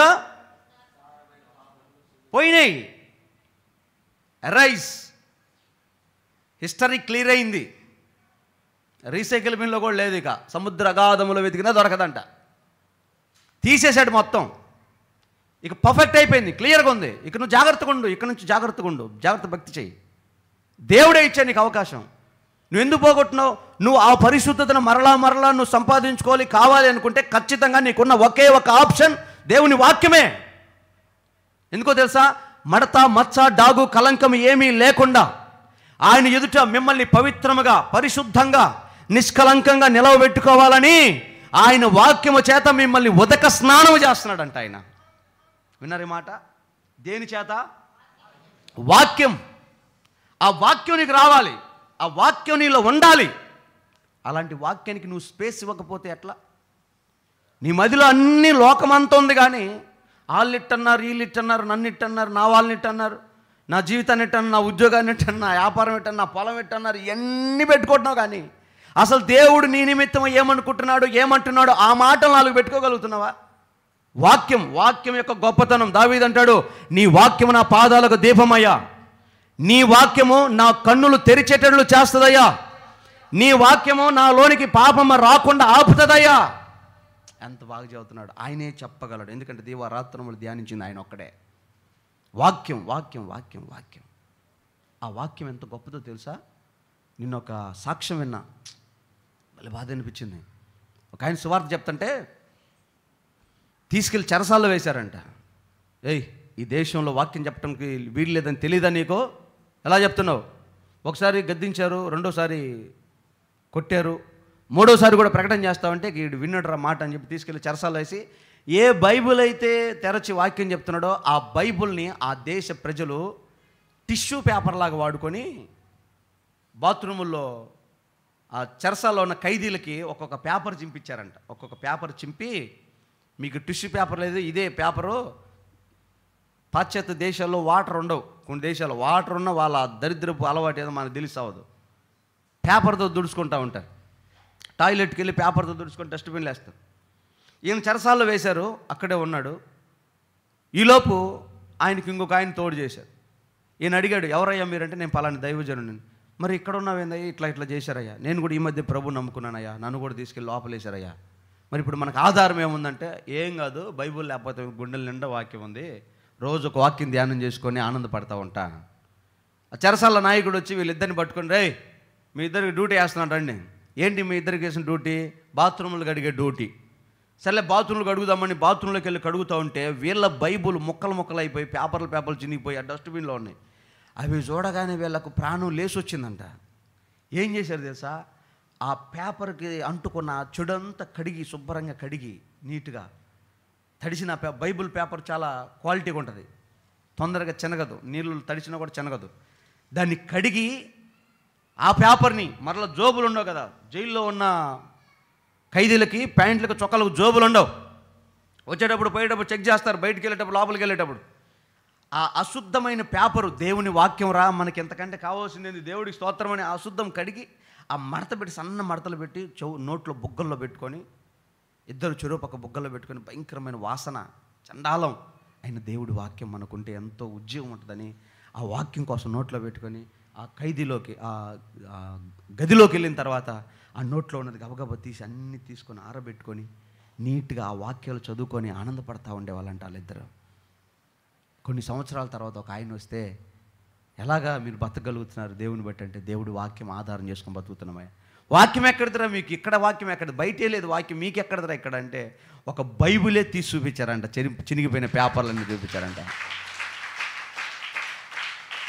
మరి అలాంటి కఠినమైన జటిలమైన స్థితిలోనే దేవుడి వాక్యాన్ని తీసుకొని అంతగా తృష్ణ ఎంజాయ్ చేయగలిగితే, నీ చేతుల్లో పవిత్రమైనది ఎన్ని రకాల వేరియంట్స్ కావాలంటే అన్ని రకాల బైబిల్ ఉందే. ఏనాడైనా దేవుని వాక్యాన్ని ధ్యానం చేసావా? ఎందుకు నేను ధ్యానం చేయమని చెప్తున్నానంటే, వాక్యము ధ్యానిస్తున్నప్పుడు నేను అనుభవించి చెప్తున్నా, వాక్యం చదివినప్పుడు అంతరంగంలో ఉన్న పాపాన్ని మొక్కలు చేసి దగించి వేస్తుంది దేవుడు. పాపం బూడిదైపోయేటట్టు చేస్తుంది వాక్యం. ఎస్, బైబుల్ చదువుతూ నేను ఏడ్చిన దినాలు నా బైబిల్లో ఉన్న పేపర్లను అడిగితే చెప్తుంది. సాక్ష్యాలు, మాట అయితే చెప్పగలను కానీ క్రియలు రావుగా. కన్నీళ్ళతో తడిచిన బైబుల్ చెప్తుంది. ఎందుకంటే దేవుని వాక్యం చదువుతున్నప్పుడు ఒక్కొక్కసారి ఆయన త్యాగం, ఒక్కొక్కసారి ఆయన ప్రేమ, ఒక్కొక్కసారి మన ఎడల ఆయనకున్న ఉద్దేశం, ఇవి తెలుస్తూ ఉన్నప్పుడు అబ్బా, ఈ మనిషిని ఎంత ప్రేమించారో దేవుడు అనిపిస్తుంది. మరి అలాంటి వాక్యాన్ని నువ్వు ఎందుకు ఆధారం చేసుకో? నిన్ను పరిశుద్ధతలోకి నడిపించే దేవుని వాక్యం కదా. నీకు వాక్యం తెలిస్తే నువ్వు అసలు పాపం చేయలేవు.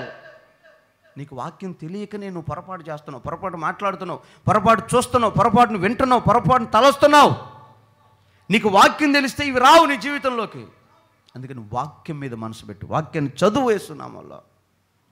ఎప్పుడు వాక్యం వింటూ ఉండాలి, వాక్యం చదువుతూ ఉండాలి, వాక్యాన్ని ధ్యానం చేస్తూ ఉండాలి. ఆ వాక్యం మీద మనసు పెట్టాలి. అప్పుడు నీ జీవితం స్థిరపరచబడుతుంది. ఆమేన్. అప్పుడు నువ్వు పరిశుద్ధురాలుగా ఉండగలుగుతావు. దేవుడు ఏం వాగ్దానం చేశాడో, ఎలాంటి ఆశీర్వాదం ఇవ్వాలనుకుండో అది నిశ్చయంగా నీకు అనుగ్రహిస్తాడు. వాక్యం పరిశుద్ధతను పొందుకునే పద్ధతి ఇది. హల్లెలూయా, గట్టి చెప్పండి. ఇంకొక మార్గం కూడా ఉంది. ఇది చాలామంది మన ముందు తరం వాళ్ళు బాగా పాటించారు. ఇప్పుడు వాళ్ళు మాత్రం కొన్ని అక్కడక్కడ ఈ విధవరాలు రూతు ఏరుకున్నట్టుగా, పొలంలో ఏరుకున్నట్టుగా ఆకలి తీసుకోవడానికి వీళ్ళ అలంకరణ కోసం, వీళ్ళ అవసరతల కోసం కొన్ని అక్కడక్కడ ఏరుకొని తెచ్చుకుంటున్నారు. ఏంటో తెలుసా? దేవుడు యాకోబుతో మాట్లాడు, యాకోబు అయ్యా మందిరానికి రా, ప్రార్థన చేద్దు కానీ, ఆరాధన కొరకు రా, నేను ఇక్కడ ఆశీర్వదిస్తా కానీ. వెంటనే అన్నాడు, ఓ మాయ్ లే, దేవుడు రమ్మని, చర్చికి పోదాం పదా. చర్చికి పోవాలన్నా ఎట్లా పోవాలి? ఆడు చెప్తాడు. చర్చికి ఎట్లా పోవాలో, ఆరాధన ఎట్లా చేయాలో, దేవుడిని ఎట్లా మహింపరచాలో అక్కడ చెప్తాడు. ఆదికాండం 35వ అధ్యాయము 34వ వచనం చూడండి, 3-4 వచనాలు చూడండి.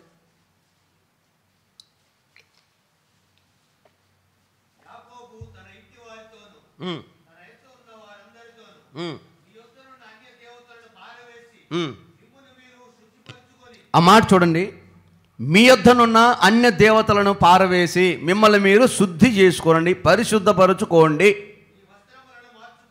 చూడండి, ఆ మాట జాగ్రత్తగా వినండి. అన్య దేవతల్ని తీసివేసి మిమ్మల్ని మీరు పరిశుద్ధపరచుకోండి అని మీరు అక్కడ ఆగండి. అమ్మ మీ తలలు పైకి ఎత్తండి ఒకసారి చూడండి. ప్రభు యాకోబుతో చెప్తున్నాడు, అయ్యా నువ్వు పరిశుద్ధుడు కనుక మేము కూడా పరిశుద్ధంగా ఉండాలనుకుంటున్నామయ్యా, మమ్మల్ని పరిశుద్ధపరచయ్యా అన్నాడు యాకోబు దేవుడితో. ఎక్కువ తగ్గించు. ఇప్పుడు దేవుడు యాకోబుతో మాట్లాడుతున్నాడు, నీ దగ్గర ఉన్న అన్య దేవతలను తీసేయమన్నా కానీ యాకోబు తీసేస్తున్నాడు. ఏం తీసేస్తున్నాడు? మీ వస్త్రములను మార్చుకోండి. అంటే ఇప్పటిదాకా ఏం వస్త్రాలు ఉన్నాయి? రంగురంగు ఉన్నాయేమో, లోక సంబంధమైనవి ఉన్నాయేమో, చినిగిపోయినవి ఉన్నాయేమో, లేకపోతే ఈ లోక ఫ్యాషన్, ఈ లోక నటన, లోకాన్ని ఆకర్షించే రంగు వస్త్రం ఏమైనా నీ మీద ఉందేమో అది మార్చేయి. నీ వస్త్రాలు మార్చుకో. తర్వాత బేతేలు దేవుని మందిరంలోకి వెళుదుము. ఆ, ఆ, ఆ, ఆ. వారు తమ యొద్దనున్న అన్య దేవతలన్నిటినీ ఆ, ఆ, ఆ, పూడ్చిపెట్టాను. ఏం చేశారు? అన్ని దేవతలను తీసేయమంటే పరిశుద్ధపరచుకోమంటే యాకోబు ఏం చేశాడు? దేవుడు చెప్పాడు, యాకోబు నీ దగ్గర ఉన్న అన్ని దేవతలను తీసివేసి నిన్ను నువ్వు పరిశుద్ధపరచుకో అన్నాడు. అప్పుడు యాకోబు తన పిల్లలు చేసిన క్రియలు మనకు కనబడుతున్నాయి. మొదట వాళ్ళ వస్త్రాలు మార్చుకున్నారు, తర్వాత వారి దగ్గర ఉన్న అన్య దేవతలను, వారి చెవులకి ఉన్న పోగులను వాటిని తీసివేశారంట. అర్థమవుతుంది మీకు? అమ్మా, ఎందుకమ్మా తెల్లబట్టలు కట్టుకోండి, ఎందుకమ్మా కుప్పు కట్టుకోండి, ఎందుకమ్మా వెండి బంగారాలతో అలంకరించుకోవటం మనకి ఎందుకమ్మా అని ఎందుకు చెప్తున్నామంటే, అవి మనవి కాదు. ఆ వెండి బంగారాలు, అలంకరణ, పట్టు వస్త్రాలు ఇవన్నీ మనవి కాదు. రాజకీయ నాయకులు పండగకి వెళ్ళి అమ్మవారికి వస్త్రాలు సమర్పిస్తారు. ఏం వస్త్రాలు? ఎవడన్నా అక్కడ యేసుబాబుకి కానీ మరియమ్మకి కానీ సమర్పించండి. మీకు అర్థం కాల? అది ఎవరిది? అది అయ్యగారి కిరీటం ఇచ్చాడు, మంగళసూత్రం ఇచ్చాడు, దండ ఇచ్చాడు, ఆరతి ఇచ్చాడు, హారం ఇచ్చాడు, నగలు ఇచ్చాడు. యేసుబాబుకి కూడా ఒక్కడని ఇచ్చిండా? మన దేశంలో యేసుబాబు నమ్ముకున్న లేరయ్యా. ట్రంప్ ఇచ్చిండా? యేసుబాబు నమ్మేడుగా. ఆస్ట్రేలియా ప్రెసిడెంట్ ఇచ్చిండా? కెనడా ప్రెసిడెంట్ ఇచ్చాడా? ఇంకా కొన్ని రాష్ట్రాలు, ఇప్పుడు కేరళ కానీ, తమిళనాడు కానీ, అటు మిజోరాం కానీ, కొన్ని రాష్ట్రాలు 90% క్రైస్తవులు ఉన్నారే. ఎప్పుడైనా ఇచ్చారా? ఎందుకని? అవి ఎవరి అయ్యి? అన్యులయ్యి. అవి మనకి కాదు. మనకెందుకు? వాటి గురించి మనకెందుకు? తీసేయమండి. అలంకరణ కొరకు కదమ్మా. ఈ త్యాగం వెనకాల పరిశుద్ధత ఉంది. అది హల్లెలూయా. మనకెందుకు వాటితో మనకెందుకు అంటే, మనయ్య ఏదన్నా అవసరానికి దాపెట్టు. నీ అవసరతలన్నీ యేసయ్యకి తెలుసు. హల్లెలూయా. నీ అక్కర్లు ఆయనకు తెలుసు. నీకెప్పుడు ఏది కావాలో అది సమకూర్చి పెడతాడు ఆయన. ఏం చేయాలో, ఏ మార్గంలో వెళ్ళాలో ఆయన తెలియజేస్తాడు. వీటి కోసం వాటిని సమకూర్చుకోవాల్సిన అవసరం లేదు. ఎందుకని చెప్తున్నానంటే, హోషేయ గ్రంథం 1వ అధ్యాయంలోనే 12వ వచనంలో ఒక మాట రాసింది. హోషేయ గ్రంథం, నేను ముగిస్తున్నాను, ఈ ఒక్క మాట చదవండి. 2:12 చదువు. 13 చదువు. 13 చదువు.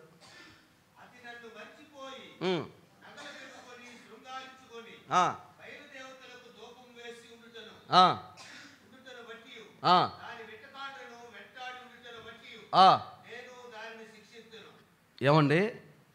దేవుని శిక్ష ఎవరి మీదకి వస్తుందంట? నన్ను మరిచిపోయి నగలు పెట్టుకొని శృంగారించుకొని, ఇంకా చాలు, అలంకరించుకునేది ఎవరి కోసం అంట? దీన్ని బట్టి మీరు అర్థం చేసుకోండి. నీ పరిశుద్ధత ఎక్కడి నుంచి పోతుందంటే ఇక్కడే పోతుంది. వెండి బంగారాల దగ్గర, అలంకరణ దగ్గర,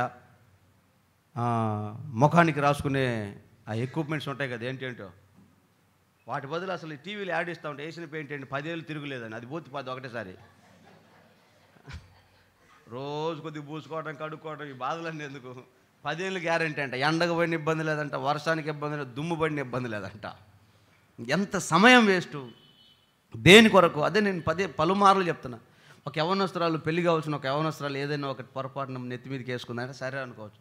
ఇక రేపు మాపు వెళ్ళిపోయే ముసలిదాన్ని కూడా ఎందుకు?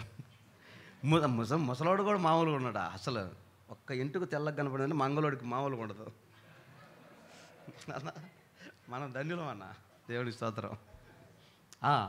నల్లగా ఏం చేద్దామని నల్లగా చేసుకొని, దాని దెబ్బకు కంటి చూపు పోయా, దాని దెబ్బకు షుగర్ వచ్చా. ఏం రంగు దెబ్బకే? మీకు తెలియదు, రంగు దెబ్బకే గుండె జబ్బులు కూడా రంగు వేసుకున్నందుకే వస్తున్నాయి. హార్ట్ అటాక్లు, ఎన్ని బలహీనతలన్నీ ఈ రంగులోనే మొత్తం తలకాయలోకి వెళ్ళిపోయి రంగంతా శుభ్రంగా కొబ్బరి నూనె పెట్టుకోండి రారాదా తల నిండా. అది కూడా దొరికితే ఆముదం అయితే ఇంకా బాగుంటుంది. పెట్టుకోరాదా? అవి పెట్టుకోం. సోకు, ఈ సోకు చేసేది విగ్రహారాధికులు అంట. విగ్రహాల దగ్గరికి వెళ్ళేవాళ్ళు, విగ్రహాలను పూజించేవాళ్ళు. అందుకంటాడు, అది ఎంత మాట, అది అలంకరించుకొని శృంగారించుకొని దాని దగ్గరికి పోయింది, విగ్రహం దగ్గరికి పోయింది. దాని సంగతి తేలుస్తా. ఇదే నా మాట, మన భాషలో చెప్పా. దీన్ని బట్టి అలంకరణ వద్దు. ఏమన్నా ఉంటే మందిరం కడుతున్న డబ్బాలు వేసేయండి. యేసు రక్తమే జయం. హల్లెలూయా. నిజం నిజం. పరిశుద్ధులకు తగిన క్రియలు మన మీద ఉండాలి యేసునామములో. పరిశుద్ధులకు తగిన వస్త్రాలు మన మీద ఉండాలి యేసునామములో. ఆమేన్. వెలగల వస్త్రాలు వద్దు, వెలగల యొద్దు. అయ్యా అన్నయ్య వాళ్ళు ఏమన్నా అనుకుంటున్నారు. అనుకునే వాళ్ళు ఎప్పుడు అనుకుంటానే ఉంటారు. యేసుప్రభు గురించి అనుకుంటానే ఉన్నారు. అప్పటి నుంచి ఇప్పటిదాకా అనుకోవట్లా, తిట్టుకోవట్లా, అనుకోని వాళ్ళు అనుకోంది అప్పుడు నువ్వు బాగున్నా అనుకుంటారు, బాగలేకపోయినా అనుకుంటారు. నీ అంతరంగంలో ఉన్న ఉద్దేశాలు నెరవేర్చుకోవడానికి వెండి బంగారాలతో నువ్వు అలంకరించుకోవడానికి వాళ్ళ మీద వీళ్ళ మీద ఎందుకు వేసుకుంటావు? దేవుడిని అలంకరించుకోమంది పరిశుద్ధమైన అలంకారం. పరిశుద్ధ అలంకారముల చేత మిమ్మల్ని మీరు అలంకరించుకోండి. ఏంటి ఆ పరిశుద్ధమైన అలంకారాలు? పేతురు చెప్తాడు కదా, నీ ప్రవర్తన, నీ విధేయత, నీ క్రియలు సత్ప్రవర్తన గలవారై విధేయులగునట్లు ఆయన పరిశుద్ధుడు కనుక మనం కూడా పరిశుద్ధులమై ఉందము. ఇవే అలంకారాలు. వీటి చేత మనం అలంకరించుకోవాలి. కానీ క్రైస్తవ్యం కూడా త్రోవ తప్పిపోయి లోక సంబంధమైన వాటిని అలంకరించుకుంటుంది, కానీ భక్తిని అలంకరించుకోవట్లేదు. ఎప్పుడైతే ఈ స్వభావాలతో నువ్వు అలంకరించుకుంటావో అప్పుడు నువ్వు దేవుని చేరుకుంటావు, దేవుని చూస్తావు. ఆయన పరిశుద్ధుడు కనుక మీరును పరిశుద్ధులై ఉంటారు. ఆమేన్. 3 మాటలు చెప్పా. ఎందుకు పరిశుద్ధత? దేవుడు పరిశుద్ధుడు కనుక మనం పరిశుద్ధులమై ఉండాలి. పరిశుద్ధత అంటే ఏంటి? ఇప్పుడు చెప్పాం కదా పరిశుద్ధత అంటే ఏంటో. ఎలా కలుగుతుంది పరిశుద్ధత? ఇలా కలుగుతుంది. 1, విస్తారమైన మన అపరాధంలో ఆయన దగ్గర ఒప్పుకొని విడిచిపెడితే, ఈ లోకాన్ని అలంకరించుకోకుండా ఉంటే, ఇంకా దేవుని వాక్యాన్ని గుండెల్లో నింపుకుంటే, పరిశుద్ధ అలంకారం చేత అలంకరించబడితే మనకు పరిశుద్ధత కలుగుతుంది. కనుక మనం దేవుడు పరిశుద్ధుడు కనుక మనము పరిశుద్ధులమై ఉండాలి. ఆ పరిశుద్ధత పరిశుద్ధతకు పాపానికి కారణమైన వాటిని మనం విడిచిపెట్టి దేవుని పరిశుద్ధతకు మూలమైన వాటిని మనం అలంకరించుకొని అడిగి పొందుకుంటే అప్పుడు మనం పరిశుద్ధులమై ఉంటాం. పరిశుద్ధుడైన దేవుని ఎదుట నిలబడగలుగుతాం. ఆమేన్. ఇక్కడ కన్ను తెరిస్తే చక్కగా అక్కడికి వెళ్ళిపోతాం. అప్పుడు మనం దేవుడు బలా నమ్మకమైన దాసుడా దాసురాలా అంటారు. కాబట్టి ఇంతకాలం ఏం సంపాదించుకున్నావో, ఏం మూట కట్టుకున్నావో, నేను పదే చెప్తానండి. అర్థం లేని మాటలు, అన్యాయమైన మాటలు, అహంకారంతో కూడిన మాటలు ఇప్పటి వరకు మాట్లాడటం వల్ల మనకు వచ్చిన లాభం ఏమీ లేదు. ఇక మీదట కూడా ఏమీ రాదు. ఇంతటితో వదిలేసి నిన్ను నువ్వు తగ్గించుకుంటే, నీ వైపు కన్నెత్తి చూడడానికైనా, నీ మీదకి చెయ్యెత్తడానికైనా అవతలడికి వణికిపోతాడని తెలుస్తున్నామలో.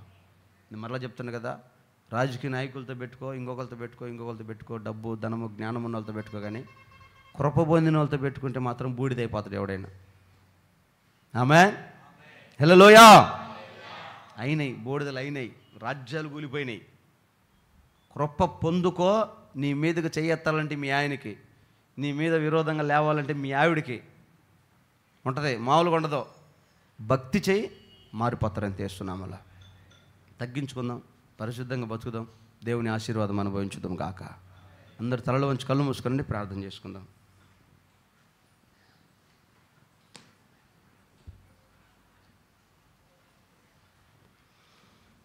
ఒకవేళ ఇంతవరకు ఈ మాటలు లైవ్ ద్వారా కానీ, ఈ స్థలంలో ఉండి దూరాన సమీపాన వింటున్నవారు కానీ దేవుడు నీతో మాట్లాడినట్లు అనిపిస్తే ఓ చిన్న తీర్మానంతో ప్రార్థన చేసుకుందాం. ప్రభు మాటలు ఆలకించావు. ఆయన పరిశుద్ధతను కోరుకున్న దేవుడు.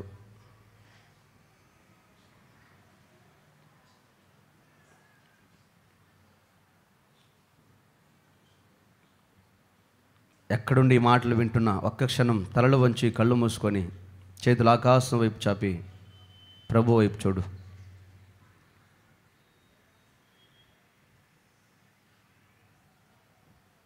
తీర్మానం చేసుకో. ఏదో ఆశించి లోకం వెంట పరిగెడుతూ దేవుడు నీకు ఇచ్చిన పరిశుద్ధ జీవితాన్ని పాడు చేసుకుంటున్నావేమో. దేవుని బిడ్డ, పోగొట్టుకుంటావు ఆశీర్వాదాన్ని. వాగ్దానాలు ఉన్నాయి కానీ వారసత్వాన్ని పొందలేవు, పోగొట్టుకుంటావు. పరిశుద్ధ జీవితం చాలా ప్రాముఖ్యమైనది. దేవుడు కోరుకున్నాడు నీలో నుంచి, ఆశించాడు నీ నుంచి. నేను పరిశుద్ధుడనై ఉన్నలాగున మీరు కూడా పరిశుద్ధులై ఉండండి. ప్రయత్నం చేయండి కాదు, పరిశుద్ధులై ఉండండి. ఏంటి పరిశుద్ధత? విధేయతలో ఉండటమే, భక్తిలో ఉండటమే, వాక్యంలో ఉండటమే, పవిత్రంగా ఉండటమే, అలంకరించుకోకపోవటమే, తగ్గించుకోవటమే, నీతి న్యాయము చేయటమే. గమనించారా? యేసయ్య శిక్షలో కూడా పరిశుద్ధత ఉంటుంది, యేసయ్య మాటలో పరిశుద్ధత ఉంటుంది, యేసయ్య అడుగులో పరిశుద్ధత ఉంటుంది, యేసయ్య చూపులో పరిశుద్ధత ఉంటుందండి. ఆయనే పరిశుద్ధుడండి. అలాంటి పరిశుద్ధత మనలో కావాలని కోరుకుంటున్నాడు. నీ మాటల్లో పరిశుద్ధత కనపడాలి, నీ ఆలోచనలో పరిశుద్ధత కనపడాలి, నీ ఉద్దేశాలు పరిశుద్ధమైనవి ఉండాలి. ద్వంద్వ స్వభావాలతో అంతరంగంలో పాపాన్ని పెట్టుకొని ఎదురుగా పరిశుద్ధమైన మాటలు మాట్లాడే ప్రయత్నం చేస్తున్న విశ్వాసే మారు మనసు పొందో. దేవుని రాజ్యం సమీపమైంది, ఇదిగో ఆయన రాకడ సమీపమైంది. చిన్న తీర్మానంతో ప్రార్థన చేసుకుందాం. ప్రేమగల తండ్రి, మహాగణుడా, పరిశుద్ధుడా, మీకు స్తోత్రాలయ్యా. ఈ ఆరాధనకు చేరి వచ్చిన మీ బిడ్డలందరినీ మీరు జ్ఞాపకం చేసుకున్నారు. పరిశుద్ధులుగా ఉండడానికే పిలువబడ్డారని, అయ్యా పరిశుద్ధత కలిగిన వాడు నన్ను చూస్తాడని మీ లేఖనంలో సెలవిచ్చినట్లుగా మాకు తెలియచేసినందుకు వందనాలు. ఆ పరిశుద్ధత కొరకు ఆశపడిన వారు, అంతరంగంలో కోరుకున్నవారు మీ చేతులు అయ్యా మీ వైపు చాపి పరిశుద్ధ జీవితాలు కావాలని ఆశించిన ప్రతి ఒక్కరిని స్థిరపరచమని, అయ్యా నీ సన్నిధిలో నమ్మకంగా చేరి నేను ఆరాధిస్తున్న ప్రజలను అయినా వీరిని ఆశీర్వదించండి ప్రభా. వీరి జీవితాలకు మీ వాగ్దానాలు తోడు చేయండి. నిశ్చయంగా మీ వాగ్దానాలు పొందుదురుగాక. ఆశీర్వదించబడిన జనాంగంగా మార్చండి. ఈ ప్రాంత ప్రజలకు మీ బిడ్డలను చూసినప్పుడు అయ్యా వారి దేవుడే వారిని బహుగా దీవించాడని చెప్పుకునేటట్లుగా చేయమని ప్రార్థన చేస్తున్నాను. ఈ సంవత్సరం ప్రభా కుడి ఎడమల వైపు మీరు వ్యాపిస్తారని చెప్పిన మాట నిశ్చయంగా నెరవేరునుగాక. ఆశీర్వదించి గొప్ప చేయమని ఈ వారమంతటి వీరి పనిబాటులో, ఉద్యోగాలలో, వ్యాపారాలలో, ప్రయత్నాలలో, ప్రయాణాలలో, పంట పొలాలలో మీ సన్నిధి తోడుగా ఉంచి ఆశీర్వాదకరమైన మార్గాల్లో నడిపించి వీరి అక్కరలు తీర్చమని యేసు శక్తిగల నామములో ప్రార్థించి వేడుకుంటున్నాము తండ్రి. ఆమేన్. హల్లెలూయా, హల్లెలూయా, హల్లెలూయా. ఆమేన్. దేవుని ఘనమైన పరిశుద్ధ నామానికి స్తోత్రాలు. అందరికీ నా హృదయపూర్వకమైన వందనాలు. ఇంతటితో ముగించబడింది.